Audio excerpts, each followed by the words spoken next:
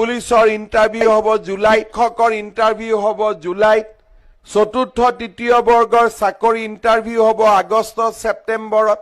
আজিৰ পৰা যেতিয়া 2.5 বছৰ আগতে অসমত ইলেকশ্যন হৈছিলে তেতিয়া মই অসমৰ ৰাইজক কৈছিলো যে যদি বিজেপি চৰকাৰ আহে আমি 1 লাখ ল'ৰা ছোৱালীক চৰকাৰী চাকৰি দিম।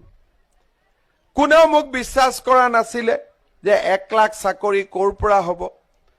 আজি আপোনালোকে দেখিলে যে চাওঁতে চাওঁতে আমি 1 লাখ চৰকাৰী চাকৰি দি শেষ কৰিলো।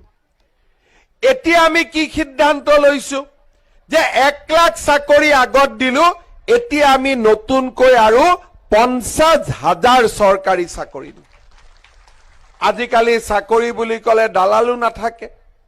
পুলিচৰ ইণ্টাৰভিউ হ'ব জুলাইত, শিক্ষকৰ ইণ্টাৰভিউ হ'ব জুলাইত, চতুৰ্থ তৃতীয় বৰ্গৰ চাকৰি ইণ্টাৰভিউ হ'ব আগষ্ট ছেপ্টেম্বৰত।